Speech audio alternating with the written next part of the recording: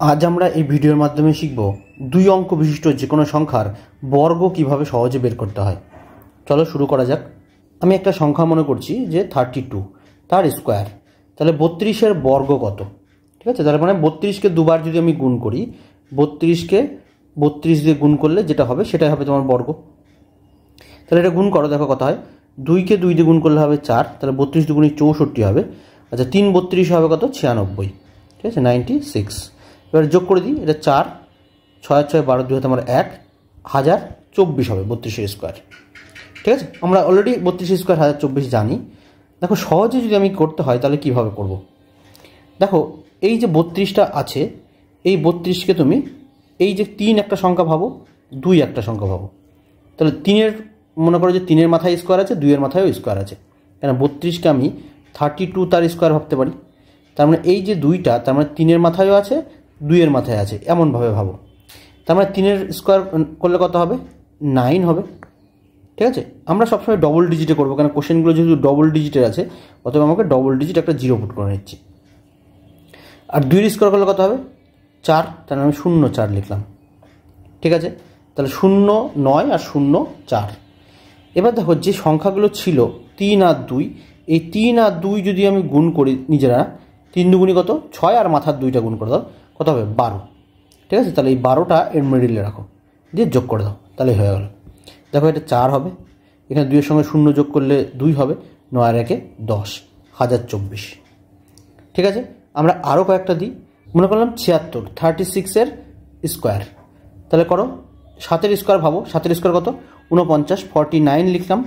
6-এর square কত? 36, একটুখানি gap দিয়ে লিখলাম 36। আর এই দুটো গুণ করে তাকে এই 2 দিয়ে গুণ, তাহলে কত হবে? 6 7 42, তাকে 2 দিয়ে গুণ করলে কত হয়? 84। তাহলে এই লিখলাম 84।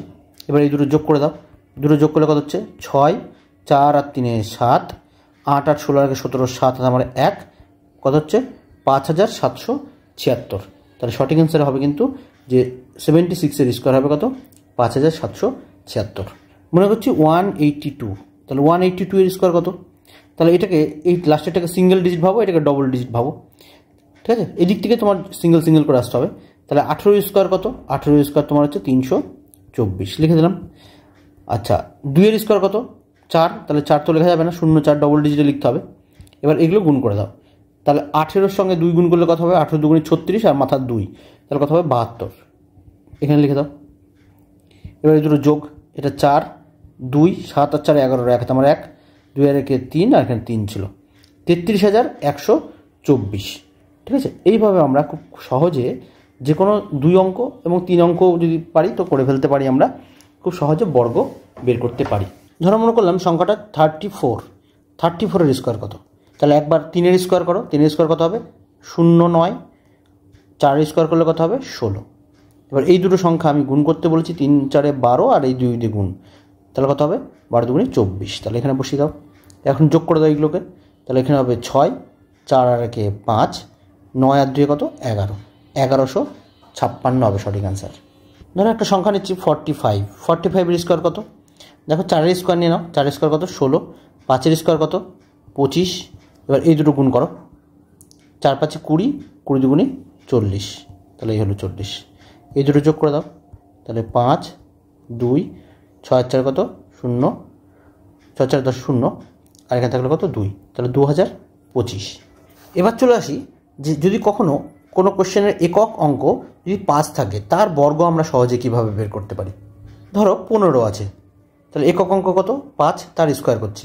তাহলে খুব সহজে করা যাবে। দেখো কি করব, এই 5-এর স্কোয়ার কত? 25, আর এইখানে যে সংখ্যাটা আছে তার পরের সংখ্যাটা দিয়ে এইটাকে গুণ করো, তাহলে এর পরের সংখ্যা কত? এখানে 1 আছে, এর পরের সংখ্যা কত? 2, এই দুটো গুণ করে দাও, তাহলে 2 × 1 গুণ করলে কত হবে? 2, আর পাশে 25 ছিল, তাহলে 225 হবে। ধরো 45, 45-এর স্কোয়ার কত? তাহলে 5-এর স্কোয়ার কত হবে? 25, আর এর পরের সংখ্যাটা দিয়ে একে গুণ করো, তাহলে কত হবে? 4 × 5 করলে 4 5 20, তাহলে এটা হবে 2025। ধরো মনে করলাম 35, 35-এর স্কোয়ার কত? তাহলে 5-এর স্কোয়ারটা আমরা জানি, 5-এর স্কোয়ার কত? 25, আর 3-এর পরের সংখ্যা দিয়ে এটাকে গুণ করো, তাহলে কত হবে? 3 4 12, তাহলে 1225 হবে 35-এর স্কোয়ার। ধরো মনে করছি তোমাকে 85, 85-এর স্কোয়ার কত? তাহলে 5-এর স্কোয়ার কত? 25, আর 8-এর পরের সংখ্যা কত?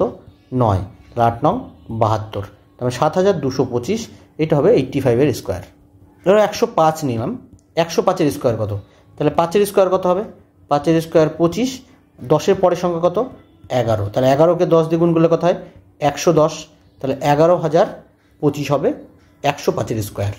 এখন আমরা শিখব যেসব সংখ্যা শুধুমাত্র 3 অথবা শুধুমাত্র 6 অথবা শুধুমাত্র 9 দ্বারা গঠিত তাদের বর্গ আমরা খুব সহজে কীভাবে পরীক্ষায় বের করতে পারি। ধরো 33 এর স্কোয়ার কত হবে? এখানে দেখো ডবল ডিজিট সংখ্যা 33 এর স্কোয়ার জানতে চাওয়া হয়েছে। তাহলে আমরা এই ইউনিট ডিজিটটা কত আছে? 3, 3-এর স্কোয়ার কত? 9। আমরা ডবল ডিজিটে লিখব, একটু ফাঁকা করে লিখলাম। আচ্ছা, এইখানে দেখো এই যে কোশ্চেনটা আমরা পেলাম 9 আর 0, এই 9-এর আগের সংখ্যা কত? সেটা হচ্ছে 8 এবং 0-এর পরের সংখ্যা কত? 1। তাহলে সঠিক অ্যান্সার হবে 1089। তার মানে এই যে ইউনিট ডিজিটের এর হবে কি আগের সংখ্যাটা, আর 0 এই সংখ্যাটা যেটা পাবো সেটা হচ্ছে এর পরের সংখ্যা। তাহলে এটা হবে পরের সংখ্যা আর এটা হবে তোমার আগের সংখ্যা। এটা একটু খেয়াল রেখো। ধরো আমরা 333 নিচ্ছি, 333-এর বর্গ কত? তাহলে দেখো এই যে একক যেটা 3 আছে, 3-এর স্কোয়ার কত? 3-এর স্কোয়ার 9। তাহলে আমরা 09 লিখবো। পরে আছে কত? 2 3। তাহলে এইখানে আছে কত? 9। তাহলে এর আগের সংখ্যা লিখবো, কটা 9 লিখবো? যে কটা পড়ে আছে। তাহলে 8 8 আর 0-এর পরের সংখ্যা কত? 1। তাহলে 2 1 লিখবো। তাহলে 110889। ধরো আমরা একটু বেশি সংখ্যা নিচ্ছি, যে 3টে এরকমভাবে আমরা 5টা 3-এর বর্গ করতে চাইছি। এই 3টের স্কোয়ার করলে কত হবে? 9 হবে। তাহলে আমরা ফাঁকা করে 09 লিখলাম। বাকি থাকলো কত? 4টে 3 আছে, তাহলে ঠিক এর আগের সংখ্যা 4টে 8 লিখবো। 4টে 8 আর 0-এর পরের সংখ্যা কত? 1। তাহলে 4টে 1। তাহলে এইটা হবে সঠিক অ্যান্সার। এখন আমরা চলে আসবো 3-এর যে মাল্টিপল সেটা হচ্ছে 6।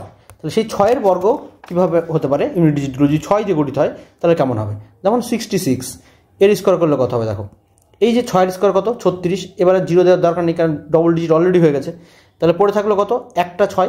তাহলে এর আগের সংখ্যা বলেছি, লাস্টেরটার আগের সংখ্যা কত? 5 আর 3-এর পর সংখ্যা কত? 4। তাহলে 4356। এটা হবে 66-এর স্কোয়ার। ধরো আমরা 3টে 6 নিচ্ছি, 3টে 6-এর স্কোয়ার কত?